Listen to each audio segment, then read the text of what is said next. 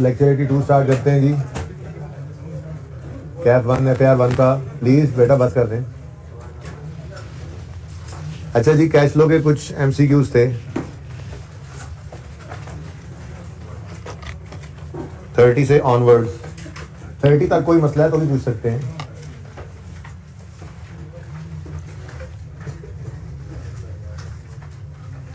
मैंने वैसे 27 करवाया था।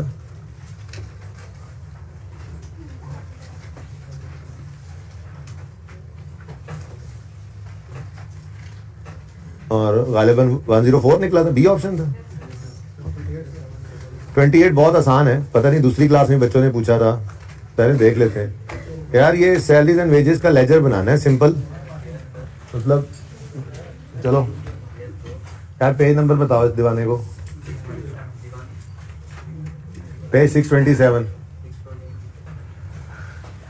Zaman Limited extracted general ledger from which it shows salaries and wages expense of 50 million during the year. General ledger में से extract किया उन्होंने एक्सपेंस की फिगर, ठीक है। और it's cash flow statement reported cash paid to employees 42 million. अब salaries and wages expense कितना है जी, बता रहा है। सैलरी वेज एक्सपेंस कितना बता रहा है, 50 बता रहा है, क्लियरली लिखा हुआ है। और सैलरीज एंड वेजेस पेड कितना बता रहा है, 42। अगर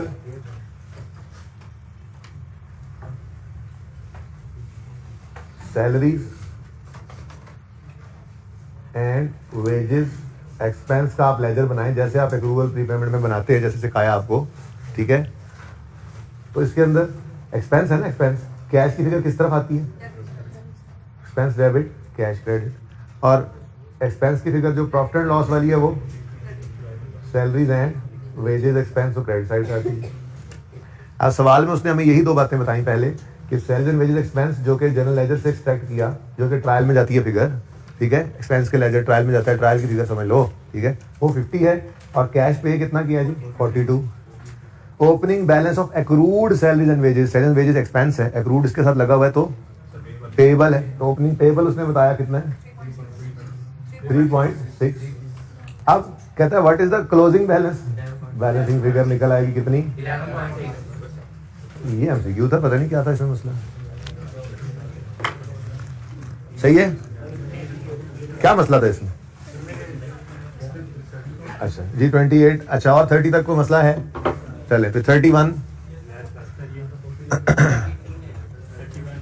31 A company with healthy profits is facing a cash shortage। देखो एक कंपनी प्रॉफिट्स में है तो वो कैश शॉर्टेज कब फेस कर सकती है।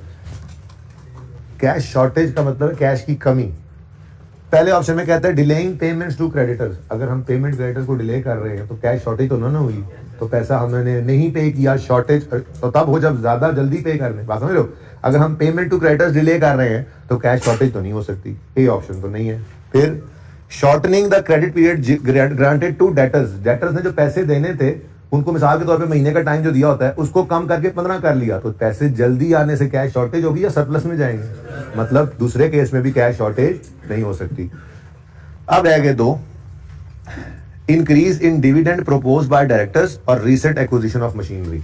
ये दो चीजें ही हो सकती हैं, लेकिन प्रोपोज्ड डिविडेंड है, पेड नहीं है। पहली बात तो ये है, यहां से भी लग रहा है, देखो आपको पता है डिविडेंड प्रोपोज होगा, वो फिर बाद में, ये मिसाल के तौर पे अगर ये 2021 के साल का डिविडेंड प्रोपोज किया डायरेक्टर्स ने तो 2022 के अंदर वो जाके एजीएम में अप्रूव होगा और फिर 2022 की फाइनल स्टेटमेंट्स में आएगा ना। प्रोपोज डिविडेंड तो इस साल में आता ही नहीं है। चलो आपको जी ये हो सकता है इंटरिम हो, इस साल में पे भी होना है, तब भी मैंने आपको बताया था एमसीक्यूज के पॉइंट ऑफ व्यू से आपने डिविडेंड को ऑपरेटिंग एक्टिविटीज, चलो इसको भी छोड़ो, चलो इसको भी छोड़ो, डिविडेंड की पेमेंट हो सकती थी, ठीक है, लेकिन अगर पेमेंट की बात करता तो मैं जैसे बात कर रहा था वो ठीक है ना, उसी को ज्यादा नहीं उलझाते। अगर प्रोपोज डिविडेंड है तो पेड की बात तो नहीं कर रहा ना, ठीक है। प्रोपोज डिविडेंड आप कहो कि एंट्री कर भी लिया हमने जी, वो हो गया है फाइनल भी, मतलब अप्रूव भी हो गया, तब भी उसकी एंट्री कैश में तो क्रेडिट हम एकदम से नहीं ना कर देते, वो तो बहरहाल retained earnings debit dividend payable credit होता है। तो असल तो फिर यही मामला नजर आ रहा है कि कंपनी प्रॉफिट्स भी कमा रही हो और फिर भी वो कैश शॉर्टेज में चली जाए, तो फिर मेरे ख्याल में उन्होंने बहुत हैवी कैपिटल इन्वेस्टमेंट कर दी है, उन्होंने नए प्रोजेक्ट्स स्टार्ट कर दिए हैं, फिक्स एसेट्स बहुत ज्यादा खरीद लिए हैं। फिक्स एसेट्स के अंदर इन्वेस्टमेंट करने से कैश आउटफ्लो होता है, ठीक है ना।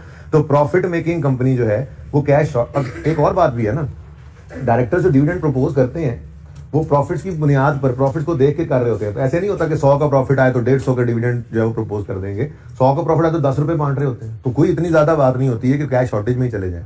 तो भाई बिल्कुल healthy profit, company with healthy profit हो, ठीक है, और वो फेस करने लग जाए अगर कैश फ्लो प्रॉब्लम्स, तो फिर इसका मतलब उन्होंने कैपिटल इन्वेस्टमेंट कर रखी है, रीसेंट एक्विजिशन ऑफ मशीनरी, ठीक है ना, कैपिटल इन्वेस्टमेंट की। और तो पहले दो तो हो ही नहीं सकते, कैश शॉर्टेज, लड़ाई पड़ी डिविडेंड में और मशीनरी में, ठीक है। तो दो बातें यहां से लग रही थी, एक तो प्रपोज है, पे हुआ नहीं है, दूसरा प्रॉफिट्स हेल्दी हो तो उनकी कुछ परसेंटेज डिविडेंड दी जाती है, तो शॉर्टेज की तरफ तो हम नहीं चले जाते। तो ज्यादा ऑब्वियस बात क्या थी, फिक्स एसेट रिसेंटली खरीद लिए उन्होंने, मशीनरी खरीद ली है, ठीक है ना, सही है। कॉफी मशीन थोड़ी खरीद ली होगी, मशीनरी खरीदी होगी उन्होंने, बड़ी मशीनरी, प्लांट मशीनरी जो होता है, ठीक है। अच्छा 32 में भी है मसला जी बेटा जी, नहीं बेटा वो कह रहा है कि कंपनी हेल्दी प्रॉफिट वाली कैश शॉर्टेज फेस कर रही है। अब विच of the following event could account for this, क्या वजह हो सकती है इस कैश शॉर्टेज की, सवाल को समझे ना, ठीक है। तो क्रेडिटर को डिले करने से शॉर्टेज तो नहीं आ जाती, उल्टा पैसे पड़े रहते अपने पास, ठीक है जी। 32 में को मसला है। अच्छा, which of the following companies is most likely to run into cash flow problem, ऐसी कौन सी कंपनीज होती हैं जो कैश फ्लो प्रॉब्लम में चली जाएं। उसने कहा एक लॉस मेकिंग कंपनी है लेकिन वो एटम बम के लिए यूरेनियम बना रही है, मिसाल दी मैंने। आप बताओ, अगर आप एटॉमिक पावर है और एक कंपनी आपके लिए यूरेनियम बना रही है, आप उसके मुलाजमों की तनख्वाह रुकने देंगे?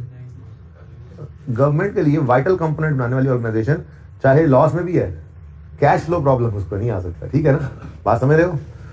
आगे, a profitable new retailer about to embark an ambitious expansion plan, मतलब क्या होता है कि हम तो ये कर देंगे, उड़ा के रख देंगे, हम तो ऐसे ऐसे ऐसे ऐसे सारे हम जो है वो 40 शहरों के अंदर अपने आउटलेट खोलने जा रहे हैं, एक्सपेंशन प्लान कर। अब है तो वो प्रॉफिटेबल लेकिन न्यू रिटेलर है और वो एम्बिशियस एक्सपेंशन प्लान रखता है, तो एक्सपेंशन करने के लिए कैपिटल इन्वेस्टमेंट हैवी जरूरत है। अब हालांकि वो प्रॉफिटेबल है, ठीक है, हालांकि प्रॉफिटेबल है लेकिन एम्बिशियस एक्सपेंशन प्लान रखता है, तो फिर तैयार रहे, he is most likely to run into cash flow problem. उसको बहुत कैश की जरूरत पड़ेगी कैपिटल इन्वेस्टमेंट के लिए, आपको पता ही है। अप फ्रंट खर्चा होता है ना, आपने 50 शहर में दुकानें खरीदनी है, उसके अंदर सारा इंफ्रास्ट्रक्चर लगाना है, वो अप फ्रंट आपको एक खर्चा करना पड़ रहा होता है, बाद में फिर बिजनेस चलेगा, सेल्स आएंगी, फिर देखी जाएगी। फिलहाल तो अभी वो अगर एम्बिशियस एक्सपेंशन प्लान रखता है तो फिर तैयार रहे, कैश फ्लो प्रॉब्लम्स आ सकते हैं, कैश की तैयारी करके जाए उस तरफ, ये ना हो फंसा पड़ा हो, ठीक है। आई कहता है ये तो मुझे लग रहा है बी, ठीक है, बी तो मुझे लग रहा है। उसके बाद C, a company which has recently sold part of its operation so as to concentrate on its core areas. यार जिस कंपनी ने कुछ पार्ट बिजनेस का बेचा है तो उसको कैश फ्लो की प्रॉब्लम थोड़ी आनी है, वो बेच के तो कैश उल्टा बढ़ गया होना है, कैश आ गया होना है, तो ये भी गलत ऑप्शन है। D, reasonably profitable long establish company with no expansion plan, establish company है, बेहतरीन काम चल रहा है, उनके प्रॉफिट्स आ रहे हैं, प्रॉफिटेबल कंपनी है और कोई इरादा नहीं रखते हुए एक्सपेंशन का, उनको कैश फ्लो का प्रॉब्लम नहीं हो सकता, ठीक है ना। तो फिर option D is the correct option. एक प्रॉफिटेबल रिटेलर है, नया है और एम्बिशियस एक्सपेंशन प्लान रखता है, तो फिर कैश बहुत ज्यादा उसको चाहिए होगा, ठीक है, सही है। 33 में कोई मसला है? किसने कहा कर दें डिस्कस? बताओ तो सही, वैसे भागो कहां से, तुम सही से बताना, वैसे मैं झूठ नहीं बोला मेरे साथ, ठीक है, अटेम्प्ट किए थे। अच्छा फिर मैं कर देता हूँ। अच्छा भाई ये वैसे मेरे दिल में भी था कि ये डिस्कस हो, ठीक है। वो कहता है what is the immediate effect of making capital repayment, कहते हैं लोन के प्रिंसिपल अमाउंट की रीपेमेंट, ठीक है, कैपिटल रीपेमेंट ऑफ लोन। क्या है जी इमीडिएट इफेक्ट? अच्छा आप देखो ना, दो चीजें ज़हन में आती हैं, ठीक है ना, अच्छे बच्चे होते हैं ना, दो चीजें ज़हन में लेके आएंगे, लोन की प्रिंसिपल अमाउंट रीपे होगी तो इंटरेस्ट भी कम हो जाना है, फिर प्रिंसिपल जो कम हो जाएगा तो इंटरेस्ट कम होगा, तो इंटरेस्ट के कम होने से प्रॉफिट ने बढ़ना है, तो इसका मतलब प्रॉफिट में ए ऑप्शन नहीं है, कोई फर्क नहीं आना, ठीक है, ये वाला ऑप्शन नहीं होगा, बल्कि प्रॉफिट जो है वो बढ़ जाएगा और कैश कम होगा। बी ऑप्शन की तरफ जा ही रहे थे कि मैंने रोका। बी ऑप्शन क्या है? प्रॉफिट इंक्रीज होगा, कैसे? इंटरेस्ट, कह रहे हैं इंटरेस्ट कम हो जाना है सर, प्रिंसिपल लोन की प्रिंसिपल अमाउंट कम हो जाएगी तो इंटरेस्ट कम हो जाएगा, इंटरेस्ट कम होगा तो प्रॉफिट बढ़ेगा। तो बी ऑप्शन सही है ना, प्रॉफिट बढ़ गया और लोन रीपेमेंट की वजह से कैश कम हो गया। अब ये बी ऑप्शन कह के जाने लगे थे तो मैंने उनको रोक के पूछा ये सवाल क्या कह रहा है कि अगले 1 साल में क्या इंपैक्ट पड़ना है। सवाल कह रहा है इमीडिएट इफेक्ट बताओ। आज अगर अभी के अभी 100 रुपए का लोन देना था, उसमें से 40 रुपए का लोन रीपे हो गया, तो उस रीपेमेंट से आज अभी के अभी का इंटरेस्ट एकदम से कम हो जाएगा? नहीं भाई, इंटरेस्ट तो आहिस्ता आहिस्ता एक्रू होता है। आज रीपेमेंट होगी, अगले 6 महीने या साल बाद जाकर इंटरेस्ट आहिस्ता से जो एक्रू होना है वो कम अमाउंट पे होगा ना। इमीडिएटली तो इंटरेस्ट नहीं ना एकदम से सेव हो जाना। क्या आपने लोन रीपे किया, आपको इंटरेस्ट की सेविंग को साथ पकड़ा देंगे? ऐसा तो नहीं होता ना। इसलिए बी ऑप्शन की तरफ कुछ बच्चे शायद गए हों घर में, ये सही नहीं था। ऑप्शन ए करेक्ट ऑप्शन है। वो क्या कहता है जी, प्रॉफिट पे कोई असर नहीं पड़ना, हाँ कैश डिक्रीज होना है। क्यों? लोन जो रीपे कर रहे हैं। ठीक है, बी ऑप्शन नहीं हो सकता। बी ऑप्शन क्यों नहीं हो सकता? क्योंकि इमीडिएट इफेक्ट प्रॉफिट पे कोई नहीं आना था इसका, और वो ये कह रहा है प्रॉफिट इंक्रीज हो जाना है। ठीक है, सी ऑप्शन में वो तो जो गलत सोच जा रही थी वो उससे भी गलत हो गया। डिक्रीज तो हो नहीं सकता प्रॉफिट लोन की रीपेमेंट से, कैश माना कि डिक्रीज हो रहा है। और डी में कहता है प्रॉफिट डिक्रीज होगा और कैश पे कोई असर नहीं पड़ना, ये भी गलत ऑप्शन था। ठीक है, next, a company has a negative cash flow from operating activities. भाई अगर वो बात याद हो ना जो मैंने आपको कही थी कि कैश फ्लोज के सवाल करते हुए तो आपने फॉर्मेट वही रखना है जो आपको बताया है, लेकिन एमसीक्यूज के पॉइंट ऑफ व्यू से इंटरेस्ट पेमेंट को ऑपरेटिंग एक्टिविटीज में लेना और डिविडेंड को फाइनेंशियल। ठीक है, बस यही जवाब है आपके एमसीक्यू का। एनीवेज, वो कहता है company has a negative cash flow from operating activities. What could explain this negative cash flow? High level of dividend payment. मैंने कहा ये तो हमने एमसीक्यू के पॉइंट ऑफ व्यू से सोचना ही क्या है, ये तो फाइनेंसिंग के पेमेंट है, इसमें तो कोई असर नहीं डालना। Next, substantial investment in new fix asset, investing activity है। Sudden increase in credit sale, ये एक पॉसिबल रीजन हो सकती है। ऑपरेटिंग एक्टिविटीज में सेल्स का कैश आता है ना, कैसे आता है वो प्रूव किया था हमने। डेटर को ओपनिंग क्लोजिंग लेते हैं तो कैश में कन्वर्ट हो जाता है, ठीक है ना, वर्किंग कैपिटल में। तो ऑपरेटिंग एक्टिविटीज में सेल्स, क्रेडिट सेल्स वाला कैश आता है, कैश इनफ्लो आता है, ठीक है ना। रीपेमेंट ऑफ लोन फाइनेंसिंग में तो रह वैसे यही जाता है। अब अगर आपने क्रेडिट सेल्स बढ़ा दी है, उधार पे ज्यादा बेचा है सामान, तो कैश फ्लो तो कम होगा ही ना। तो एक रीजन हो सकती है ऑपरेटिंग कैश फ्लोज की क्रेडिट सेल्स को इंक्रीज करना। ठीक है जी, चलें जी, अब जो 5 एक रह गए आप उनको कल देख लेंगे। वैसे है कोई अगले 5 में कोई एक आध? वो बेटा नीचे देखो ना, वो ऊपर वाले थे आईकैप की किताब के अंदर, नीचे वो बताया जा रहा है कि ये आईकैप ने पास पेपर्स में इन्हीं में से उठाकर टेस्ट भी किए हुए थे। तो एमसीक्यूज ये पढ़े होने भी अक्सर इन्हीं में से ही एज इट इज आ भी जाते हैं, ठीक है ना। ये आप देख सकते हैं ऊपर वो क्या है, आईकैप क्वेश्चन बैंक में जो एमसीक्यूज थे, और नीचे क्या बताया गया है, ये पास पेपर के अंदर टेस्ट हुए, ठीक है। अच्छा भाई, डेबिट बैलेंस रिटेन्ड अर्निंग्स में आने का मतलब क्या है? हाँ, डिविडेंड ज्यादा दे दिया, कुछ खुदा का खौफ करो। अगर 100 रुपए रिटेन्ड अर्निंग में पड़े हैं तो क्या 150 बांट सकते हो आप? अक्ल आपका जगह पे है। तो डिविडेंड पेमेंट की वजह से कभी रिटेन्ड अर्निंग नेगेटिव नहीं हो सकती, याद रखना। 100 रुपए हैं तो फिर उसमें से 50 बांटोगे, 60 बांटोगे, 100 पड़े उसमें से 150 बांट ही नहीं सकते भाई, 150 100 पड़े, ठीक है ना। तो डिविडेंड पेमेंट से रिटेन्ड अर्निंग्स कभी नेगेटिव नहीं हो सकता। रिटेन्ड अर्निंग्स नेगेटिव होगा अगर लॉसेस आते आते आते प्रॉफिट्स खत्म हो गए, क्यूमुलेटेड लॉसेस पड़े हुए हों तो, ठीक है ना। तो ये डेबिट बैलेंस रिटेन्ड अर्निंग में कब होगा? जब made more dividend than profit earn, नहीं। Redeem some of share capital, नहीं। अक्यूमुलेटेड लॉसेस, यस बिल्कुल, ये सी ऑप्शन सही ऑप्शन था। सही है जी, ओके। ओपन कर लें पास पेपर 8 पेज 812 पे, गोल्फ क्लब इनकम एक्सपेंडिचर का सवाल दोबारा किया था, हो गया था, थोड़ा सा कंफर्टेबल हो गए थे।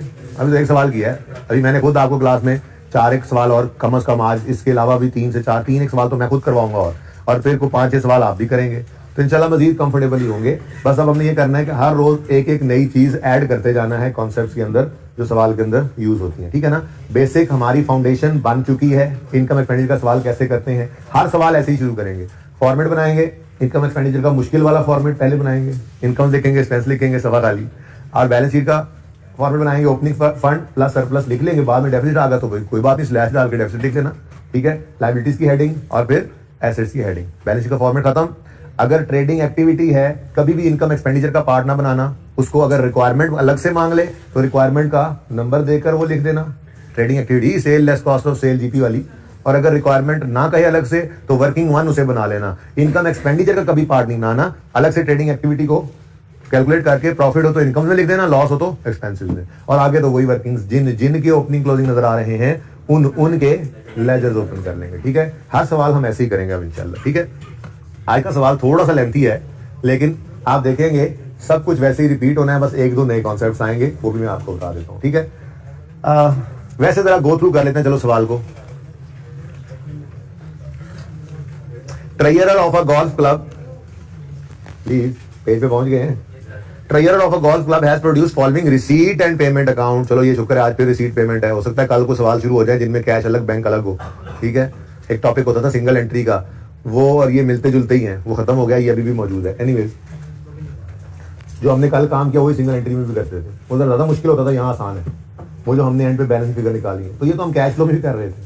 आपने और किया था कैश फ्लो के अंदर क्या करता था, वो इनकम एक्सपेंसेस दे देता था, हमें कैश निकालना पड़ता था। जैसे इनकम एक्सपेंडिचर पे आए, अब हमें चाहिए था इनकम एक्सपेंस, अब कैश देना, रिसीट पेमेंट दे दिया, पकड़ा दिया। ठीक है ना, तो कोई बात नहीं है भाई, बस हमें ये पता होना चाहिए नॉर्मली एक लेजर में क्या चीज आती है।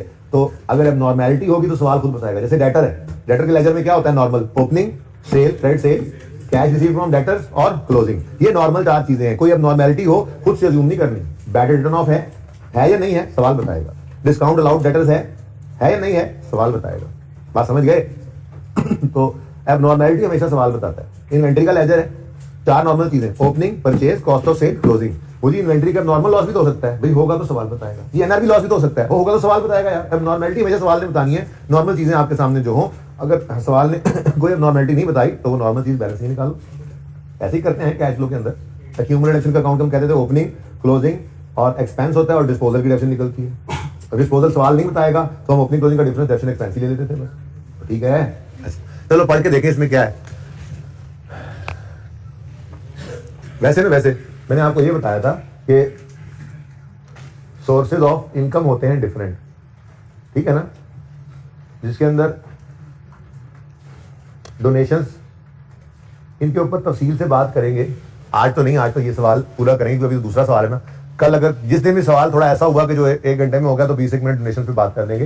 डोनेशन डिफरेंट किस्म के होते हैं, स्पेसिफिक भी, जनरल भी, स्पेसिफिक में फिर 1-2 किस्म के होते हैं। बड़ी आसान डिस्कशन है, मुश्किल कुछ नहीं है, लेकिन फिलहाल तो हमने सादा बात की। डोनेशन चंदे ये क्या है, एक सोर्स ऑफ इनकम है, डिटेल डिस्कशन इस पर रहती है। फिर सब्सक्रिप्शन इनकम देख लिया था कल हमने, कैसे अकाउंटिंग करते हैं इसकी, ये भी एक सोर्स ऑफ इनकम है। सब्सक्रिप्शन भी होती है, मेंबरशिप फी भी होती है। वो जब भी कहीं पे आप मेंबरशिप लेने जाए ना, वो कहते हैं कि फिलहाल एक तो आप ये मेंबरशिप फी जमा कराएं, आप हमारे मेंबर बन जाएंगे, और फिर उसके बाद मंथली या क्वार्टरली या एनुअली सब्सक्रिप्शन वो अलग होती है। ठीक है ना, तो ये भी एक सोर्स ऑफ इनकम है। ठीक है, ऐसे ही हमने देखा था trading activity within a non profit organisation. Trading activity कर सकते हैं, कैंटीन ओपन कर ली, हॉस्पिटल खोला हुआ था नॉन प्रॉफिट ऑर्गेनाइजेशन, बीच में फार्मेसी ओपन कर ली, उसमें भी कैंटीन ओपन कर ली। ठीक है, कैंटीन तो हर जगह ही ओपन हो जाती है, पता है आपको। आप अस्पताल बनाओ, आप स्पोर्ट्स क्लब बनाओ, जहां मर्जी चले जाओ, कैंटीन तो हर जगह। ठीक है, अच्छा, तो trading activity within non profit organisation हो सकती है। अपने खर्चे पूरे करने के लिए वो ये करें, जो इनकम आ जाएगी तो इनकम में ऐड कर देंगे।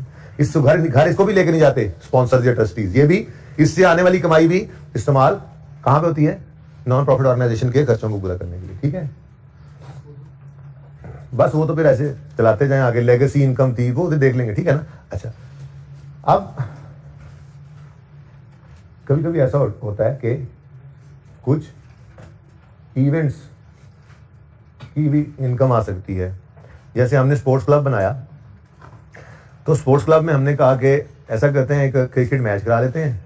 तो ये इंजमाम को, वसीम अकरम को, वकार यूनुस को, अब्दुल रज़ाक को, उमर अकमल को रहने देना, इन सबको जो है वो हम हैं मोहम्मद किसको नहीं अब ये वो मसरूफ हैं, मैं पुरानों की बात कर रहा हूँ। ठीक है, जितने रिटायर्ड थे, अच्छा बस ठीक है ना, मेरी मर्जी में जिसको बुलाओ, मेरा स्पोर्ट्स क्लब है, तुम लोग ऐसे ही शोके हो रहे हो बीच में। अच्छा सुनो, ये हमने क्या कहा कि एक हम अपनी इस क्लास से एक 11 बना लेते हैं और एक 11 वहां से पूरी कर लेते हैं, और एक मैच रख लेते हैं हमारे स्पोर्ट्स क्लब का वर्सेस ओल्ड क्रिकेटर्स। ठीक है जी, और हमने इसको एडवर्टाइज कर दिया। ठीक है, मैच रख दिया और एडवर्टाइज कर दिया, और उन मोहतरम मुअज़्ज़िज़ क्रिकेटर्स को ये कहा कि देखें जी, ये हमारा एक रफ़ाही इदारा है, तो ये फंड रेजिंग के लिए हम एक मैच करवा रहे हैं, तो आप तशरीफ लाइए, और फीस इंशाल्लाह वो नहीं लेंगे इस मैच के खेलने की। अब वो आएंगे तो खाना पीना उनका, कोई आयश वायश, कोई टहल सेवा तो करनी पड़ती है। फिर ग्राउंड श्राउंड तैयार करना पड़ेगा, कोई नाइट का मैच है तो लाइटें शाइटें लगानी पड़ेंगी, कुछ खर्चे भी होंगे। फिर हम उस मैच पे टिकट लगा देते हैं, कुछ उससे इनकम्स भी आएंगी। अब जो भी इवेंट करवाता है नॉन प्रॉफिट ऑर्गेनाइजेशन के अंदर, नॉन प्रॉफिट ऑर्गेनाइजेशन जो भी इवेंट करवाती है, ठीक है, for the purpose of raising funds ही होता है। तो उस इवेंट के कुछ एक्सपेंसेस होते हैं, कुछ इनकम्स होती हैं, हम उनको नेट करके देख लेते हैं। अगर नेट करने से एक्सपेंसेस कम हो, इनकम्स ज्यादा हो, तो वो नेट इनकम इनकम्स में शो कर देते हैं। और अगर वो नेट करने से एक्सपेंसेस बढ़ जाए तो ये लॉस एक तरह से होता है, जिसको हम एक्सपेंसिव साइड पे शो कर देते हैं। इसका एक फायदा भी होता है नेट करने का। नेट करने का फायदा ये होता है कि पता लग जाता है कि ये जो इवेंट हमने इस दफा करवाया ना, अगली बार ये नहीं करवाना, कुछ और सोचो, इस पे तो नुकसान आ गया। बात समझ रहे हो? तो ये डिफरेंट है। इसी तरह से सोर्स ऑफ इनकम एक दो और भी आएंगे। मेंबरशिप में लाइफ मेंबरशिप का एक कॉन्सेप्ट भी है। तो ये सारी चीजें आहिस्ता आहिस्ता मैं आपको बताता चला जाऊंगा। फिलहाल तो मैंने आपके साथ ट्रेडिंग एक्टिविटी की बात की, ये बात हो गई थी हमारी, और सब्सक्रिप्शन की बात हमने कर ली। डोनेशन सिंपल वाला हमने देख लिया, ठीक है, वो कोई मसला नहीं है, तो सीधे बात करेंगे, मैं स्टार्स पे तब लगाऊंगा, ठीक है। सब्सक्रिप्शन की बात कर ली हमने और ट्रेडिंग एक्टिविटी की बात कर ली, ठीक है। अब जो इवेंट्स हैं, इवेंट्स इनके अंदर सवालों में हुआ क्या करेगा, आपके इनकम एक्सपेंडिचर के सवालों के अंदर निशानी क्या होगी? निशानी ये होगी, कंपटीशन करवाया जी, डेबिट साइड पे उसकी फीस आ रही है, यानी पैसे आए, और क्रेडिट साइड पे उसके एक्सपेंसेस आ रहे हैं। ओह, ठीक है। अब ये निशानी होगी उन इवेंट्स की, ठीक है, कि रिसीट साइड पे उसका आना नजर आ रहा होगा और पेमेंट साइड पे उसके खर्चे नजर आ रहे होंगे, तो उनको नेट करके देखेंगे। अगर नेट में पॉजिटिव आंसर हुआ तो इनकम्स में, और नेट में नेगेटिव आंसर हुआ तो एक्सपेंस में। और ये इसलिए करते हैं हम नेट करके, ताकि हमें ये पता रहे कि अगली बार ये इवेंट करवाना है या नहीं करवाना है। अगर नुकसान ही आया तो फिर पागल थोड़ी अगली बार फिर मैच करा रहे हैं, कोई और काम करेंगे, बंदर वाले को बुला के डुगडुगी भिजवा लेंगे, ठीक है। अच्छा, इधर देखो, सोशल वर्कर इवेंट रिसीट्स हैं। एक कोई इवेंट करवाया, ठीक है जी, कोई बैटबाजी का मुकाबला करवा लिया, ठीक है। कोई इवेंट करवाया, उसकी रिसीट्स हैं और फिर उस इवेंट के एक्सपेंसेस हैं, ठीक है ना। तो ये एक कॉन्सेप्ट आज नया होगा बिल्कुल, बाकी सब कुछ आपको इंशाल्लाह वही वाला नजर आएगा जो पहले पढ़ा था, ठीक है ना। तो इनको क्या कर लेंगे, नेट कर लेंगे इनकम और एक्सपेंस को, और इनकम हुई तो इनकम में, एक्सपेंस आया नेट में तो एक्सपेंस में शो कर देंगे। क्लियर है? ये एक नया कॉन्सेप्ट आज हमने पढ़ा, कोई भी इवेंट हो सकता है, ठीक है ना। अच्छा, चलो आप पढ़ते हैं, नई चीज तो हमने देख ली। Year of a golf club has produced following receipt and payment account, यानी कैश एंड बैंक इकट्ठा ही है, और the year ended 31 December 12। Opening balance है 157,800। अगर सवाल में ओपनिंग फंड नजर ना आया तो इसको सबसे पहले जहां पे लिखना हो लिख लेना, वरना भूल सकते हो आप, ठीक है। क्योंकि ये लेजर अब हम बनाने नहीं जा रहे हैं, बना बनाया रिसीट पेमेंट है, हम क्यों टाइम जाया करके यही कॉपी पेस्ट करें। हम यहीं पे डेबिट क्रेडिट को टिक कर लिया करेंगे, दूसरा इंपैक्ट पहुंचाते जाएंगे कल की तरह से, ठीक है ना। अच्छा, तो ये याद रखना, लिखना चाहो तो बेशक लिख लेना, लेकिन वैसे मैं तो जुबानी बात कर रहा हूँ कि अगर सवाल के अंदर कैश एंड बैंक इस तरह से बना के लेजर फॉर्म में दे दे तो फिर हम नहीं बनाया करेंगे, फिर हम उसे नहीं बनाया करेंगे, टाइम नहीं ना जाया करना, ठीक है, उसी को यूज कर लेंगे। ओके, अच्छा चलो जी। उसके बाद क्या है जी, सब्सक्रिप्शंस। ये रिसीट एंड पेमेंट में डेबिट साइड पे सब्सक्रिप्शन है, मतलब ये पैसे आए हैं, इनकम नहीं, ये कैश है। सब्सक्रिप्शन के लेजर वाला कैश है, ये सब्सक्रिप्शन कैश एंड बैंक में डेबिट, सब्सक्रिप्शन इनकम अकाउंट में क्रेडिट, ये वो वाली फिगर है, कैश है, ठीक है। फिर कैंटीन रिसीट्स, अच्छा ट्रेडिंग एक्टिविटी भी कर रहे हैं ये, और कर क्या रहे हैं, कैंटीन को लिए। कल हमने कोका कोला था, आज कैंटीन तरक्कियां कर रहे हैं, ठीक है। कैंटीन रिसीट्स हैं। फिर गोल्फ कोर्स फीस है, और भाई गोल्फ कोर्स असल काम उनका है गोल्फ क्लब, ये गोल्फ कोर्स फीस क्या है, ये उनकी इनकम है, डायरेक्ट इनकम में ले जाओगे। फिर इवेंट रिसीट कंपटीशन फीस बहुत बता दिया आपको क्या करना है। नेक्स्ट है कोर्स इक्विपमेंट सोल्ड, ठीक है। कोर्स इक्विपमेंट, जो गोल्फ कोर्स है उसके अंदर कोई इक्विपमेंट है, वो गाड़ियां से फिर रही होती हैं अजीबो गरीब सी, और इस तरह से कोई दो चार चीजें इक्विपमेंट उनका होगा ना अपना, वो कुछ इक्विपमेंट बेचा है, डिस्पोजल है, ठीक है। डायरेक्ट नहीं लेके जाओगे इंशाल्लाह, जब थोड़े बड़े हो गए हो डिस्पोजल का अकाउंट बनाओगे भाई, जैसे बनाते आए हो कैश फ्लो में। हाँ, बस वहां पे हमें गर्ज दोनों फिगर से होती थी, यहाँ पे सिर्फ गेन से होगी, ठीक है। लेकिन ये कैश ऑन डिस्पोजल है जो आया। फिर पेमेंट्स में कैंटीन पेमेंट्स हैं, कैंटीन पेमेंट्स परचेजेस कह लो, लेकिन हमने इसको हमेशा पेमेंट टू द क्रेडिटर्स ही कहना है, कल उसूल लिखवाया था, ठीक है। उसके बाद wages and salaries club house की इनकम एक्सपेंडिचर में जाएंगी direct. Wages and salaries canteen वाली, ट्रेडिंग एक्टिविटी वाली वर्किंग वन में, अगर वर्किंग होगी रिक्वायरमेंट तो रिक्वायरमेंट होगी तो रिक्वायरमेंट अलग से बना देंगे, वरना वर्किंग वन ये हमारी होती है ट्रेडिंग एक्टिविटी, ठीक है ना। तो कैंटीन की वेजेस ट्रेडिंग एक्टिविटी में शो करनी है, इनकम एक्सपेंडिचर में डायरेक्ट शो नहीं करनी। कल यही किया था स्टूवर्ड वेजेस, तो कल वाला काम ही रिपीट हो रहा है, एक दो चीजें बस नहीं आया करेंगे। ऐसे ही हर सवाल के अंदर जितना काम किया हुआ पहले वो रिपीट हो जाएगा, एक दो चीजें हर रोज नहीं सीख लेंगे, ऐसे ही चलते हैं हम लोग। तो आप पता नहीं कैसे चलते हैं। कोर्स रिपेयर्स एक्सपेंस है, इंश्योरेंस एक्सपेंस है, इलेक्ट्रिसिटी एक्सपेंस है, टेलीफोन एक्सपेंस है। ओपनिंग क्लोजिंग अगर हुआ तो उसका लेजर बन जाएगा, यहां से उस लेजर में पोस्ट, और अगर ओपनिंग क्लोजिंग ना हुआ तो बारों बार नहीं, बल्कि आपने कहा था नैरो नैर ठोकर जाना है हमने, ठीक है जी। अच्छा, उसके बाद इवेंट एक्सपेंस है, सन्ड्री एक्सपेंस है, कंपटीशन एक्सपेंस है और क्लोजिंग आ रहा है। ये क्लोजिंग बैलेंस शीट में जाता है, भूल ना जाना, इसलिए पहले ही लिख देना इसको। गलती हुई तो भाई सही कर लेंगे, कल भी तो कीजिएगा। Opening and closing balance of current assets and current liabilities are as follows. Canteen trade payables, canteen inventory, subscription, telephone due मतलब पेएबल, कंपटीशन एक्सपेंस ड्यू, ये क्या है? ओपनिंग क्लोजिंग गिवन है, जिनके ओपनिंग क्लोजिंग गिवन है उनके ledgers बनेंगे, ठीक है। आगे उसने फिक्स एसेट को थोड़ा अलग से बता दिया, ठीक है। ओपनिंग बता रहा है आपको खैर से, क्लब हाउस एंड कोर्स है एक एसेट हमारे पास, फिक्स फिटिंग्स हैं और कोर्स इक्विपमेंट है। Value of club house and course comprise of blah blah, course equipment और डिस्पोज ऑफ ब्ला ब्ला। ये दोनों एडजस्टमेंट्स हैं वो फिक्स एसेट से रिलेटेड है, ऊपर वाली एडजस्टमेंट से, यानी कि 2, 3 और 4 हम मिला के पढ़ेंगे इंशाल्लाह। अब इंश्योरेंस प्रीमियम पे during the year covered, oh insurance premium पर दिया, एक्रूवल्स भी हैं, एक्रूवल प्री पेमेंट भी टेस्ट हो रहे हैं। कह रहे हैं इंश्योरेंस प्रीमियम जो दिया है वो इतना अच्छा कवर करता है, यहाँ से प्री पेमेंट या पेएबल की फिगर निकलेगी वैसे ही जैसे एक्रूवल में करते थे, ठीक है। वही वो इंट्रो में वापस ले गया आपको। फिर canteen manager is entitled to a bonus equal to 20% of canteen profit after charging is bonus, ठीक है। ये भी इंट्रो का कॉन्सेप्ट है, ठीक है। आज टाइम मिल गया तो प्रूफ भी कर दूंगा जैसे इंट्रो में सिखाया जाता है, ना मिला तो आंसर बना लेंगे। हाँ ओके, बस फॉर्मूला ही लिखूंगा जज़ाकल्लाह। आप जो नहीं याद कराई क्यों, उस्ताद रुलदा रहे, ठीक है, ना याद कराया करो, ठीक है। बेहतरीन है तुम लोगों की अप्रोच। सुनो भाई, फॉर्मूला बोलूंगा इंशाल्लाह, फॉर्मूला याद करवाया था, याद भी फॉर्मूला ही रखना है। एक बार ही सिर्फ प्रूव किया जाता है जिंदगी में कि अगर फंस जाओ तो उसको, तो वो जब रिवीजन करोगे ना घर पे बैठ के प्रेप में तो वो सामने आ जाएगी बात, ठीक है। फॉर्मूला याद रखना ही फॉर्मूला है हमने, ठीक है, वो बता दूंगा। ओके जी, एनआरवी है जी गिवन सवाल में। कैंटीन ट्रेडिंग अकाउंट बनाओ, 4 नंबर इसके अलग है। इनकम एक्सपेंडिचर अकाउंट बनाओ और बैलेंस शीट बनाओ, ठीक है जी। तो बनाओ फिर, हाँ बस सवाल पढ़ना खत्म और सवाल करना शुरू करते हैं, ठीक है जी। ऐसा वैसा देखें, सुन लें एक बार प्लीज। इनकम एक्सपेंडिचर का फॉर्मेट क्या नाम है उसका? Golf club income and expenditure account for the year 31 December 12। फिर इनकम्स 5 लाइनें खाली, एक्सपेंसेस बाकी सफा खाली। अगला सफा बैलेंस शीट के लिए यही 3 चीजें लिखकर बैलेंस शीट। उसके बाद फंड्स एंड लायबिलिटीज में पहली हेडिंग फंड्स। फिर अभी तक आपको सिर्फ जनरल फंड पढ़ाया है, ठीक है ना, मतलब फंड है, जब पैसे भी खाएंगे तो इसको जनरल कहते हैं। बहरहाल opening general fund plus surplus closing general fund. उसके बाद लायबिलिटीज की हेडिंग दो, 5 लाइनें खाली, नॉन करंट करंट अलग करते होते हैं, ठीक है। एसेट्स की हेडिंग दो, 5 लाइनें खाली, अलग अलग है। अब कैश फ्लो के फॉर्मेट को बनाते हुए तो 2 मिनट लगते थे, इसको बनाते हुए कितना टाइम लगना चाहिए? 1 मिनट लगना चाहिए। आपको इजाजत है?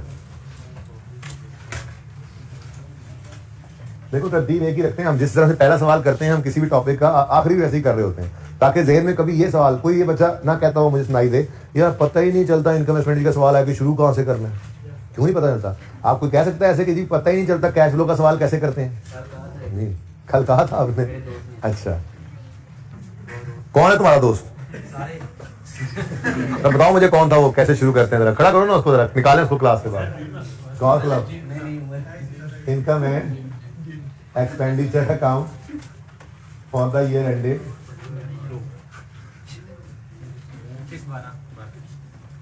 आप अपना फॉर्मेट बना लीजिए, वो मेरे साथ हेल्प कर सकते हैं। 31 दिसंबर 12 इनकम और बंदा लब के दो मेनू आया नहीं। जब वो आएगा नहीं तो उसे कैसे पता लगेगा सवाल कैसे शुरू करना है? हम जब भी सवाल शुरू करते हैं वो होता नहीं है, वो जब आता होगा जब। अच्छा जी, रुपीज इन थाउजेंड्स कर लेते हैं यार, थोड़े बहुत पॉइंट्स हैं, कर लेते हैं। Rupees in thousands,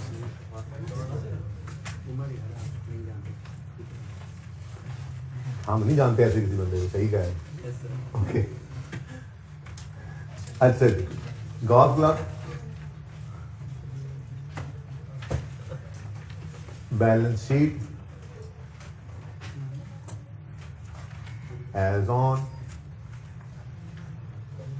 31 December 12। Funds and liabilities में funds, opening general fund plus surplus लिख लो, डेफिसिट आ गया तो स्लैश डाल के डेफिसिट भी लिख सकते हैं।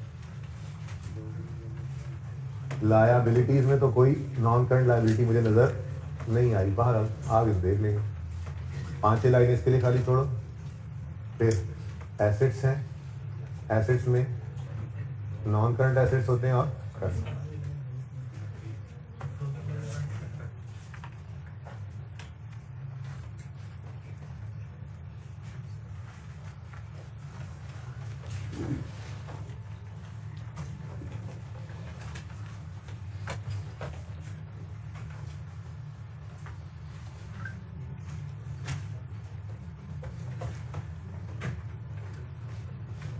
अच्छा जी, ये है रिक्वायरमेंट बी हमारी, ठीक है ना।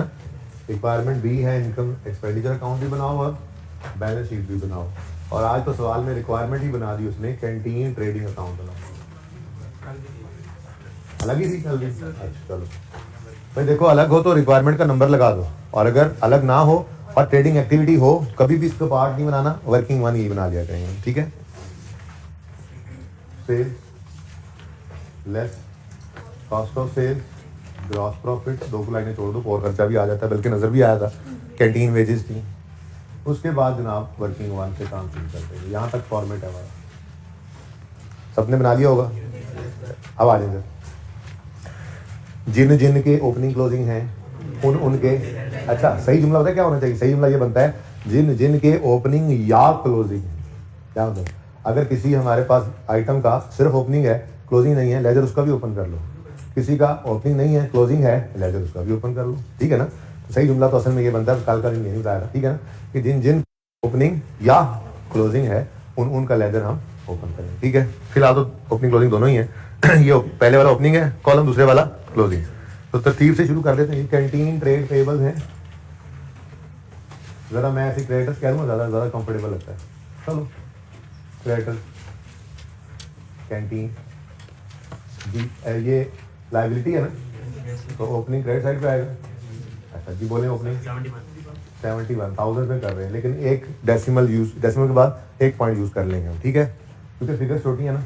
तो अगर कोई 10-12 एक फिगर आती है तो उसका कोई परसेंटेज लगा के आंसर आता है 0.4, तो फिर वो 0 ना लिखना पड़ेगा ना राउंड डाउन करके, इसलिए एक पॉइंट के बाद एक डेसिमल यूज़ करें। और अगर एग्जैक्ट आंसर देखना, आंसर थाउजेंड में रुपीज़ में, बुक में जरा देखो रुपीज़ में है ना, तो अगर बुक के साथ आंसर मैच करना हो, बिल्कुल टिच टैली करना हो, तो फिर आप पॉइंट के बाद ना 3 डेसिमल यूज़ कर लेना घर पे जब सवाल करना हो, ठीक है। अच्छा जी, ओपनिंग 71, क्लोजिंग 55.2। नेक्स्ट क्या है, इन्वेंट्री। इन्वेंट्री भी कैंटीन की ही है, ये इकट्ठे ही अच्छे लगते हैं वैसे दोनों भाई। तो कैंटीन इन्वेंट्री, इन्वेंट्री कैंटीन लिख लेते हैं, जैसे ही हो जाता है। चले, एसेट है ओपनिंग 60, क्लोजिंग तो काफ़ी जीरो तो बच ही रहेगा। ओके नेक्स्ट क्या है, सब्सक्रिप्शन है, एरियर में है, एडवांस में है, बस एक ही अकाउंट बनाएंगे, आपको पता है, ठीक है। नंबर 3 सब्सक्रिप्शन इनकम का अकाउंट बना लेते हैं।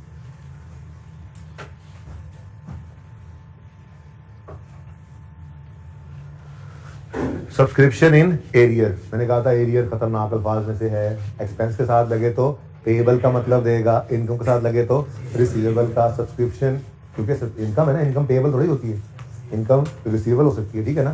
तो accrued sorry arrear, subscription in arrear, ये एसेट है, बोलो रिसीवेबल, तो ब्रॉड डाउन 15.8, कैरी डाउन 27.6, ठीक है। नेक्स्ट सब्सक्रिप्शन इन एडवांस, ये लायबिलिटी है। ओपनिंग बताओ 55.2, बड़े सिफर बच गए यार, अल्हम्दुलिल्लाह शुक्र है 1000। क्लोजिंग 35.5, ये फिगर तुझे राउंड कर करके बता रहे 35.5, लो जी 5। ऐसे जी 5 ऐसे होता था, कैसे होता था 5, चले छोड़े सानू की फोन की सानू। टेलीफोन ड्यू अप्रूव्ड, बदतमीज लफ्ज, ठीक है। टेलीफोन के साथ लग रहा है मतलब एक्सपेंस पेएबल, ठीक है। तो टेलीफोन एक्सपेंस का लेजर बनाएंगे हम। नंबर 4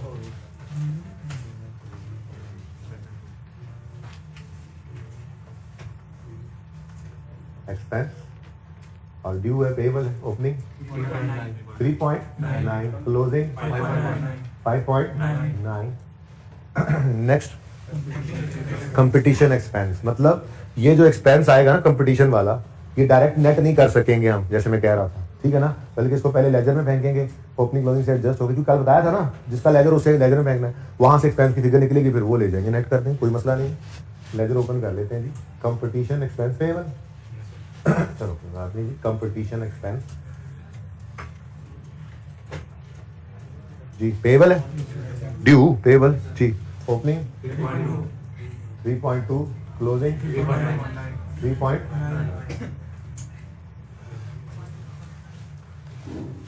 नेक्स्ट कहानी खत्म। अब शुरू होते हैं फिक्स्ड एसेट्स।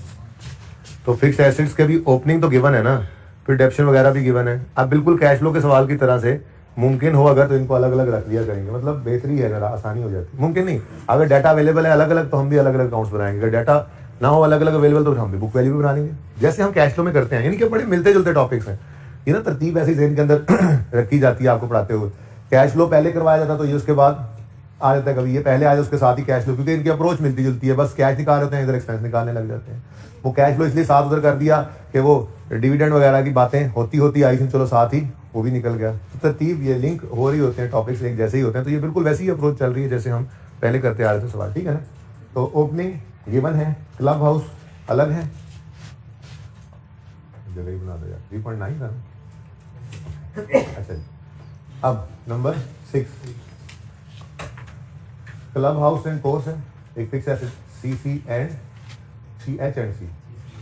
अच्छा जी, CH and C cost opening बता दो 3156। अब और कुछ नहीं बताया होगा, कोई बात नहीं, वेट कर लेते हैं, ठीक है। डाटा शाटा गिवन होगा तो हम बाकी ले लेंगे, लेकिन साथ ही मैं तो कहता हूँ इसका एक्यूमुलेशन इस तरह ही बना लेते हैं, अगर आमने सामने रहे, ठीक है।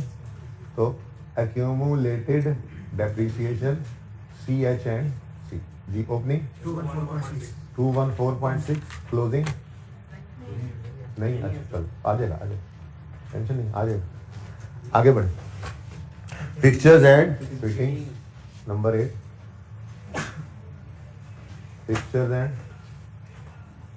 फिटिंग्स कॉस्ट ओपनिंग 552, और फिर इसकी एक्यूमुलेटेड डेप्रीसिएशन इसी के सामने रख लेते हैं। Accumulated depreciation fixtures and fittings जी। ओपनिंग क्लोजिंग है, निकल आएगा, कोई मसला नहीं। कोई चीज़ तो गिवन होगी ना, डेप्शन एक्सपेंस निकालने का तरीका बता देगा तो हम क्लोजिंग निकालेंगे, क्लोजिंग कहीं बता दिया तो डेप्शन एक्सपेंस बैलेंसिंग निकालेंगे, कोई मसला नहीं। डाटा भी डिपेंड करता है सवाल के। और लास्ट क्या है जी, course equipment number 10, course equipment cost. Abbreviation use कर रहा हूँ, मसला तो नहीं कोई। अगर आपको मसला है तो आप फुल फॉर्म लिखें अपनी रजिस्टर पे, ठीक है। ओके सी ओपनिंग मैंने मैं तंग कर रहा हूँ 1262 1262 और इस लिख लो पहले क्वेश्चन, इसका एक्यूमुलेटेड डेप्शन का अकाउंट बनाना है। ओपनिंग 542,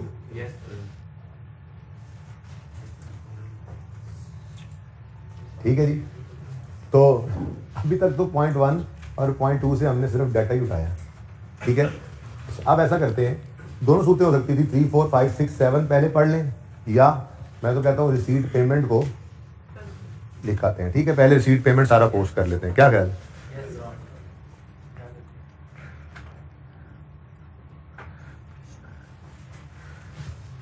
तो अगर आज मैं वो कैश एंड बैंक की जगह RP लिखता रहूँ तो कोई मसला तो नहीं है, कल दोनों चीजें लिखता रहा, ठीक है। चलो शुरू करते हैं। पूरा सवाल देख लिया हमने, कहीं हमें ओपनिंग फंड नजर नहीं आया, और ये भी नहीं कह रहा सवाल के अंदर कि भाई ये इसी साल में इन्होंने ऑर्गेनाइजेशन बनाई है नॉन प्रॉफिट की गोल्फ कोर्स, ये तो पहले से चला आ रहा है। ओपनिंग बैलेंसेस पड़े हैं तो ओपनिंग फंड भी होना चाहिए था ना। अब ओपनिंग फंड नहीं है तो ये उसकी कैलकुलेशन में यूज होना है, opening assets less opening liabilities करना है, ठीक है। जगह तंग लगे तो कोई बात नहीं, हम बाद में वर्किंग कर लेंगे, लेकिन एक बार यहाँ पर इस ओपनिंग को लिख जरूर लो ताकि वर्किंग भी करनी हो ना तो यहाँ पे पड़ा हुआ नजर आ जाए। क्योंकि देखो ये क्वेश्चन पेपर होगा आपके पास जिसमें रिसीट पेमेंट बना हुआ है, ठीक है। इसका ओपनिंग और इसका क्लोजिंग आप भूल सकते हो क्योंकि बाकी सारे लेजर्स तो आपके आंसर शीट के ऊपर मौजूद होंगे ना। तो ओपनिंग भी आप ले लोगे, ओपनिंग फंड निकालते हो, क्लोजिंग भी आप बैलेंस शीट पे पहुंचा देते हो, ये अक्सर रह जाता है। तो इसलिए मैं बच्चों को कहता हूँ कि साथ साथ इसको भी जहाँ पहुंचाना है पहुंचा दो। ओपनिंग फंड नहीं नजर आ रहा ना तो ओपनिंग फंड की कैलकुलेशन में ओपनिंग एसेट्स और ओपनिंग लायबिलिटीज आते हैं, तो ये रिसीट पेमेंट है यानी कैश एंड बैंक है, तो इसको ओपनिंग आना ही है, तो पहले ही लिख दो यहाँ पे। कितना है जी ओपनिंग 157.8, ये यहाँ पे लिख दो। Opening assets minus opening liabilities plus asset, ऐसे देंगे प्लस कर देंगे, लाइबिलिटी जाएंगे माइनस, आज ब्रैकेट में ही करेंगे, कल कर ली वर्किंग में। ठीक है, टिक करो जी, सब कुछ टिक करना है, कुछ छोड़ना नहीं। हो गया tick one. Next subscription, entry बोलो, एंट्री बोलो। रिसीट पेमेंट डेबिट, ये कर दिया डेबिट, दोबारा तो बना नहीं रहे, टाइम इसी को यूज कर रहे हैं। Receipt payment debit, subscription account credit, कितने से? 654.9. ठीक है, जिसका लेजर मौजूद होगा ये लेजर में फेंकेंगे एंट्री, नहीं तो डायरेक्ट। नेक्स्ट कैंटीन रिसीट्स, ये सेल्स हैं कैंटीन की, डेटर्स तो आंखों नहीं रहे कैंटीन के, सिंपल सेल्स में ले जाओ सीधा। ठीक है, receipt payment debit, sales of canteen credit, कितने से? 331.4। कैंटीन रिसीट्स डेटर होते कैंटीन के तो फिर उसके लेजर में फेंक देते, वहां से फिर सेल निकाल लेते हैं, ये तो कैश ही है ना। लेकिन भाई कैंटीन में हम कैश सेल्स ही करते हैं, खाते को नहीं लगाए हुए हमने। ओके, जो आएगा कैश देकर ही यूज करेगा कैंटीन पे खाना पीना। हाँ, नकद, नकद बड़े शौक से, उधार अगले शौक से, वरना डेटर होते हैं ना, डेटर नहीं है हमारे पास। ठीक है, गोल्फ कोर्स फी, कोई लेजर नहीं बना हुआ इसका, तो जस्ट ये गोल्फ कोर्स एक इनकम है। गोल्फ क्लब की इनकम क्या होगी? गोल्फ कोर्स फीस इसकी इनकम ही होगी। अगर कोई ओपनिंग क्लोजिंग अनअर्न्ड या रिसीवेबल होती तो गिवन होता डाटा, तो फिर लेजर में फेंक देते, वहां से निकाल लेते इनकम, लेकिन डायरेक्ट ले आओ। गोल्फ कोर्स फी कितनी है जी? 284। अभी एंट्री पड़ेगी receipt payment debit, golf course fee income credit. Next event receipts. अच्छा, अब ना एक नजर ऐसे ही डाल लो इवेंट रिसीट्स पे, और इवेंट नेट में ना इनकम बन रही है, तो इनकम उसमें लिख देंगे इसको।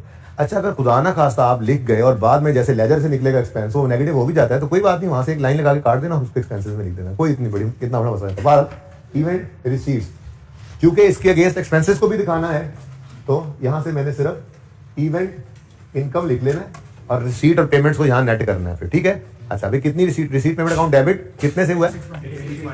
86.8 से, और ये इनकम क्रेडिट होगी। ठीक है ना, डेबिट और इनकम। ठीक है, अच्छा चलो दूसरा भी इसके साथ वाला कर ही देते हैं, इधर देखो। अब एक्सपेंस ऑफ इवेंट डेबिट और रिसीट पेमेंट क्रेडिट, इसको ले देते हैं, अभी लिख देते हैं, ऐसे करना बेसिकली। वो एक्सपेंस इधर शो करने की बजाय इनकम में से नेट करके शो करें, यहाँ पे माइनस ही आना था ना, तो यहाँ माइनस कर दो। ठीक है, कितना? 47 पॉइंट, तो नेट, हाँ बाद टोटल बाद में कर लेंगे, समझ आ गया आपको, ये तरीका होगा। ठीक है, next competition fees, receipt payment नहीं, फीस लेजर में ही जा रही, उसका एक्सपेंस लेजर में जाएगा। कंपटीशन एक्सपेंस पेएबल था, कंपटीशन फीस की बात नहीं की थी। ठीक है, तो competition receipt payment debit, competition income लिख लेता हूं।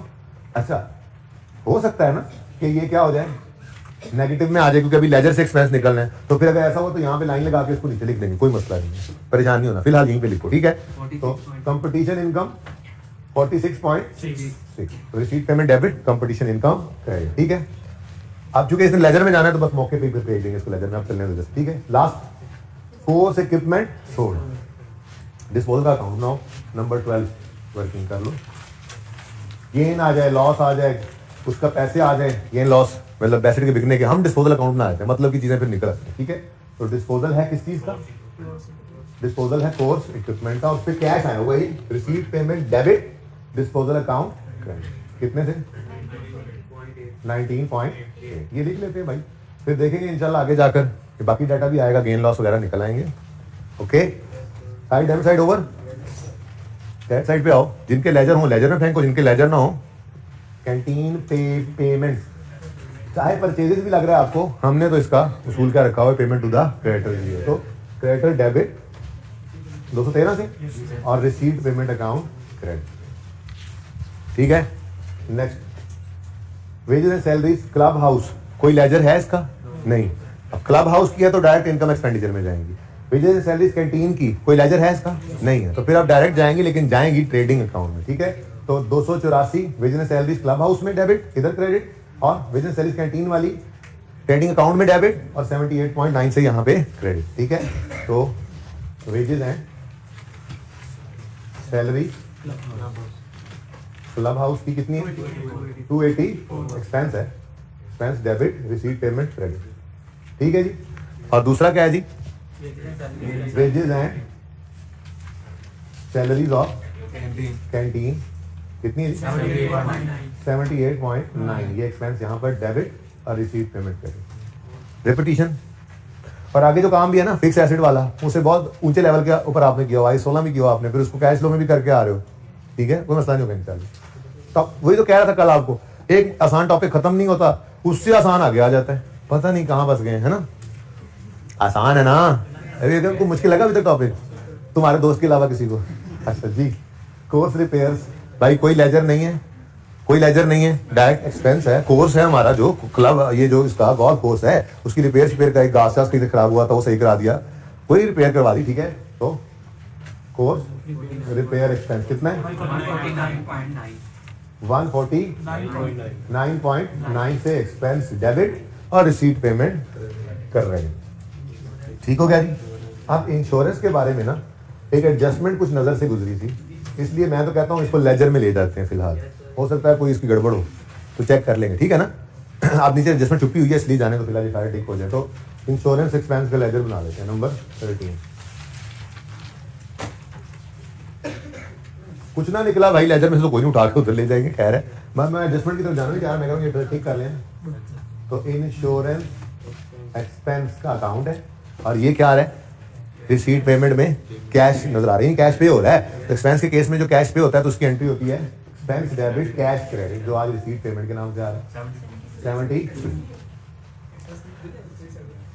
ये कैश है, रिसीट पेमेंट में से 72 उठाया ना बेटा, अगर कोई ओपनिंग क्लोजिंग की एडजस्टमेंट ना हुई तो फिर यही एक्सपेंस है, 72 ही ले जाएंगे आगे, ठीक है, ओके। उसके बाद इलेक्ट्रिसिटी, जिसको आप इलेक्ट्रिसिटी कहते हैं, उसका लेजर तो नहीं है, नहीं है, वाह वाह, direct dialling 47.3 electricity expense debit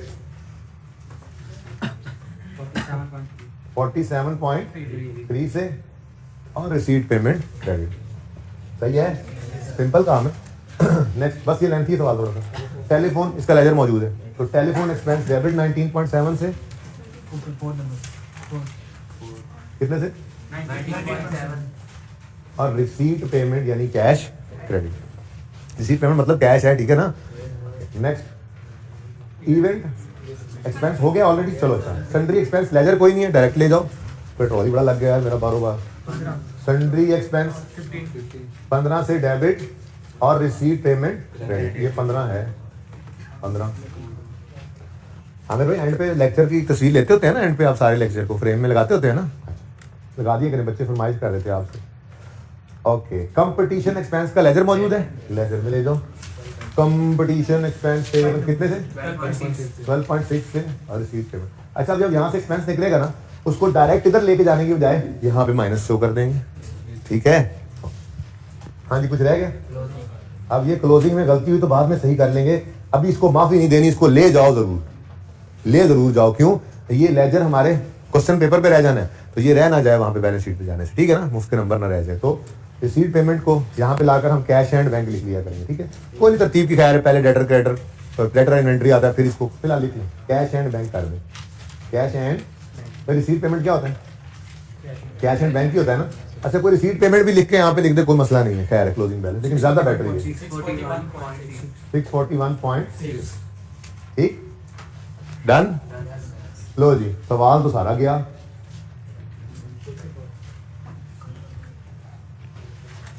point 2 भी हो गया, 1 भी हो गया, 2 भी हो गया, पॉइंट 3 छोटे छोटे 3 पॉइंट्स रह गए बस। अब वैल्यू ऑफ क्लब हाउस, अच्छा इसकी एडजस्टमेंट सामने रख लेते हैं। ये अब कुछ पिक्चर सामने जी, वो कहता है value of club house comprises of free hold land and building in 60-40, यानी कि 60 क्या है? लैंड और 40 बिल्डिंग, ठीक है। अब डेप्रिसिएशन के बारे में कह रहा है 5% ऑन कॉस्ट है, तो पूरा 3156 कहीं डेप्रिशिएट ना कर जाओ, ठीक है, इसलिए उन्होंने ये अलग से बताया। तो फिलहाल इक्विपमेंट बिक रहा है बस, और कुछ नहीं हो रहा। इसका मतलब क्लब हाउस और फर्नीचर, इस पे कुछ नहीं करना सिवाय डेप्रीसिएशन लेने के, ठीक है। तो चलो फिर डेप्शन कैलकुलेट, डेप्शन खेलते हैं, ठीक है। क्लब हाउस एंड कोस्ट की डेप्रीसिएशन पहले कैलकुलेट कर लेते हैं, उसकी एंट्री होगी डेप्शन expense debit accumulated डेप्शन credit, डेप्शन expense income expenditure में ले जाएंगे, बल्कि वहीं जाके कैलकुलेट कर लेते हैं, अलग क्या वर्किंग करनी, इतनी सिंपल वर्किंग है। 3156 का 60% लैंड है जिसको डेप्रीशिएट हमने नहीं करना, और इसका 40% बिल्डिंग है, ये डेप्रिशिएबल, ठीक है। तो इस 3156 को 40% करेंगे, उस पर 5% लगा लेंगे क्योंकि डेप्रिसिएशन स्ट्रेट लाइन है, जो सा मर्जी साल हो, ठीक है। तो 3156 इधर देखो, डेप्रिसिएशन यहाँ पे निकाल लेते हैं। डेप्रिसिएशन एक्सपेंस ऐसे कर लेते हैं ना इकट्ठा ही फिर सबका। ये क्या है जी, क्लब हाउस एंड कोर्स है, क्लब हाउस एंड कोर्स। इधर देखो भाई, टोटल क्या लिखा होता है, 3156 तो है टोटल कॉस्ट। डेप्रिसिएशन एक्सपेंस जब ब्रैकेट में निकले तो क्या अलग से वर्किंग करनी, on opening excluding disposal, on addition, ना एडिशन है ना डिस्पोजल है, तो जो ऑन ओपनिंग करना है वो यहाँ कर लो ना, ठीक है। तो 3156 का 40% ये है डेप्रिशिएबल अमाउंट, ठीक है। इसका 5% और कोई फ्रैक्शन वगैरह नहीं लगे, कितना 63.1, चलो 2 डेप्रिसिएशन एक्सपेंस अब कर दिया। डेप्रिसिएशन एक्सपेंस डेबिट, वैसे ना ऐसे मुसीबत, ये पहला ही ऐसा आया ना जो 1-2 पे गया, ठीक है। आने तो अच्छा, जरा आपका बुक के साथ सोल्यूशन मैच करेगा। तो 63.12 से डेप्रिसिएशन देखना, डेप्रिसिएशन एक्सपेंस डेबिट और एक्यूमुलेटेड, यही है ना, एक्यूमुलेटेड डेप्रिसिएशन क्रेडिट। क्लोजिंग बाद में निकालेंगे। डबल एंट्री हो गई, बोलो। आगे है जी fixture and fitting. Course equipment बिका है एक, ये खरीदा गया था, ठीक है। बस आगे इंश्योरेंस है, आगे कैंटीन मैनेजर है, आगे अंदर, मतलब फिक्सचर एंड फिटिंग में कोई एडजस्टमेंट नहीं है, ठीक है। 552 है, ये भी कॉस्ट पे है, 10% है, ये तो सबसे आसान हो गया फिर। फिक्सचर एंड फिटिंग कितनी कॉस्ट है, 552 इंटू 10% जी, 55.2। डेप्रिसिएशन एक्सपेंस डेबिट 55.2 से और 55.2 से accumulated depreciation credit. Working show कर दी एक बार सवाल में, ठीक है। अब क्लब हाउस एंड वो कोर्स इक्विपमेंट आता है, तो कोर्स इक्विपमेंट के लिए हम वो छोटी सी वर्किंग जो किया करते थे ना, वो कर लेते हैं, ठीक है ना। तो यहाँ पे चमक तो नहीं पड़ रही, यहाँ पे लिख देते हैं नंबर 14, डेप्रिसिएशन एक्सपेंस। सिर्फ मैं कोर्स इक्विपमेंट का कर रहा हूँ क्योंकि उसमें डिस्पोजल है ना, तो on opening excluding disposal, on addition, on disposal, जिस तरह से करते थे वैसे कर लेते हैं जरा, ठीक है। डायरेक्ट भी कर सकते थे जब चाहें। अच्छा कहता है course equipment costing 55 was disposed of during the year for 19,800।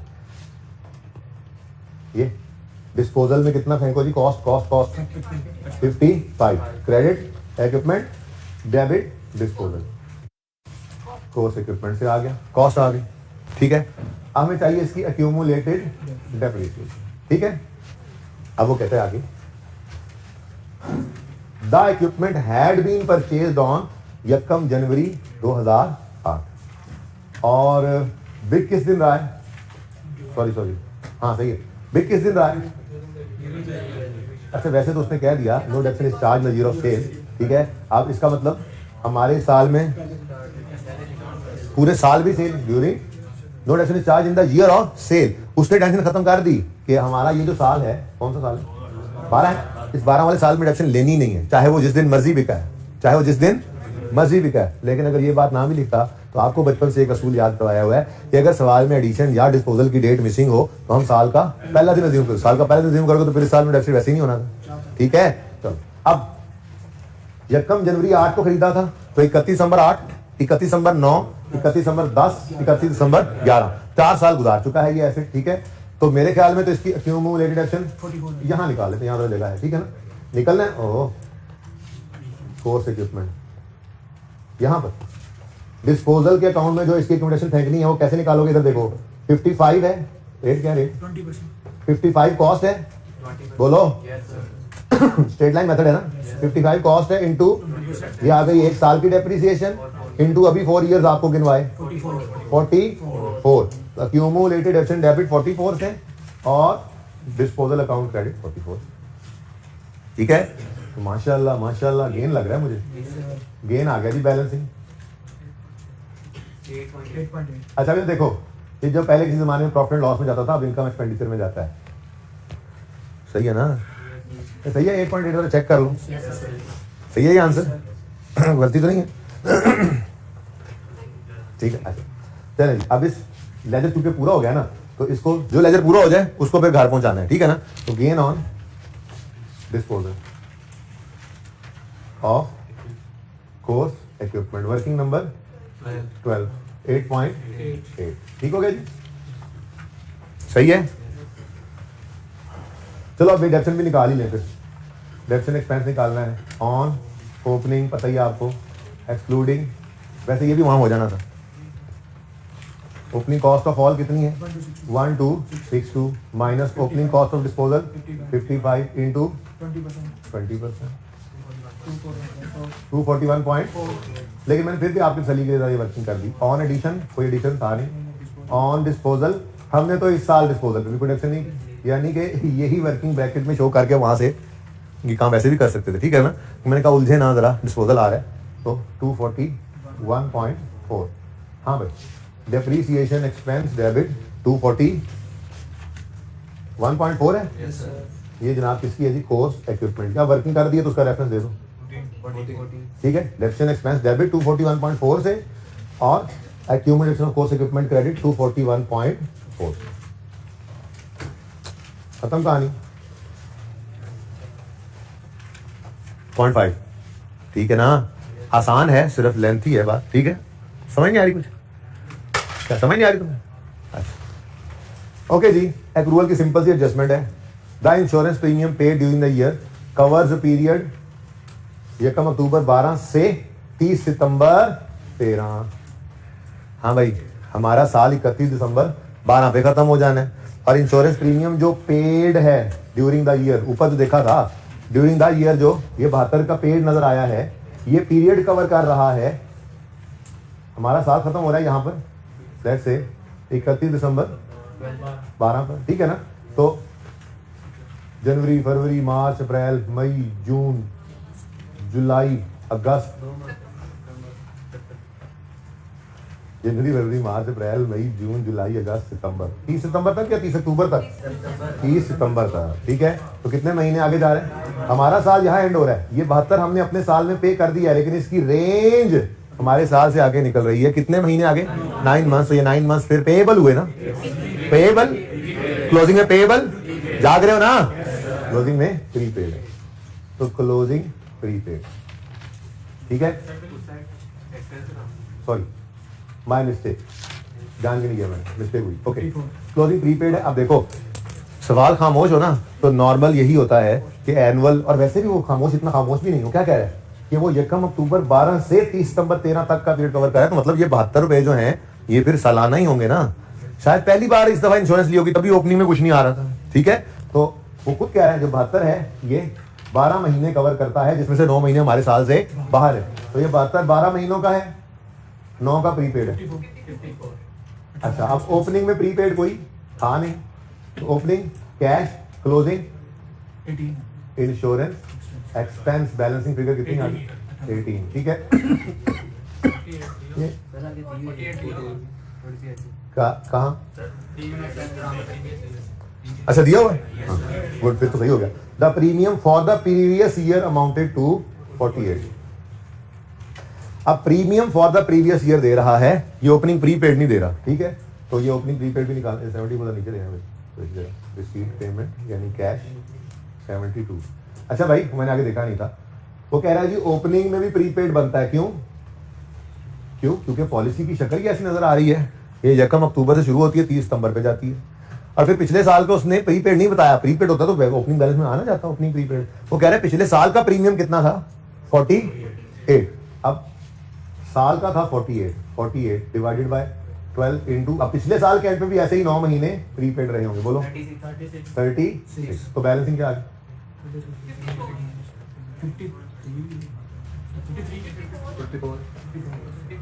54 आ गया, इत्तेफाक की बात है। तो इंटरेस्ट, ये इंश्योरेंस एक्सपेंस वर्किंग नंबर 13 में 54 है, ठीक है जी। और करंट एसेट्स में प्रीपेड इंश्योरेंस क्लोजिंग कितना आ रहा है? देख लो, गड़बड़ तो नहीं की, इसमें नजर मार लो। अच्छा जी 54, अभी 52 नहीं बोला किसी ने।